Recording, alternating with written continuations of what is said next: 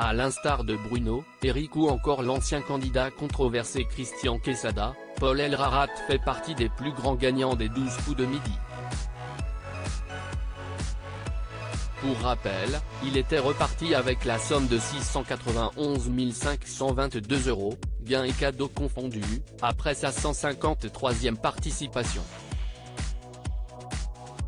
Le Grenoblois de 23 ans a indéniablement marqué de son empreinte l'histoire du programme de TF1.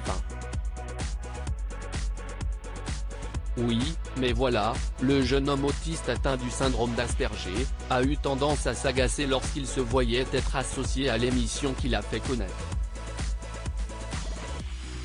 De ce fait, celui qui est devenu sociétaire des grosses têtes sur RTL compte-t-il revenir dans le jeu ? Au micro de nos confrères de Télé Loisirs, il a répondu sans détour à cette question. Paul Elrarat met les choses au clair et il ne fait aucun doute que Paul Elrarat est devenu une star du petit écran grâce à sa participation aux 12 coups de midi. Malgré tout, celui qui a taclé l'émission de Faustine Bollard ne semble pas avoir gardé de bons souvenirs de cette expérience. Il n'a en effet pas hésité à évoquer publiquement sa brouille avec Jean-Luc Reichmann. Lors de cette interview, il a cependant confié que les tensions se sont apaisées avec l'animateur, sans en dire davantage. Au cours de cet entretien, ses interlocuteurs n'ont pas manqué de lui demander s'il compte un jour revenir dans l'émission de TF1.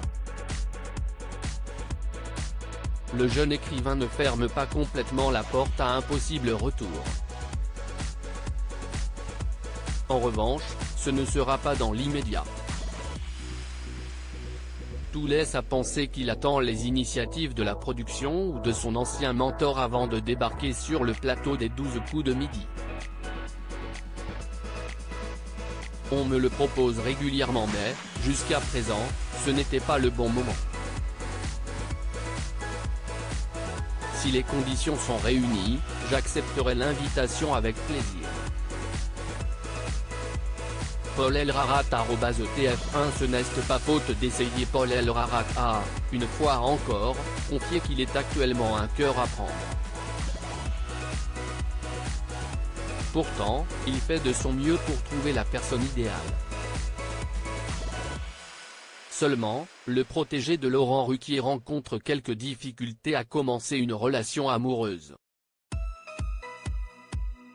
J'ai des échanges sur les réseaux sociaux plus que je ne fais des rencontres, mais ce n'est pas concluant.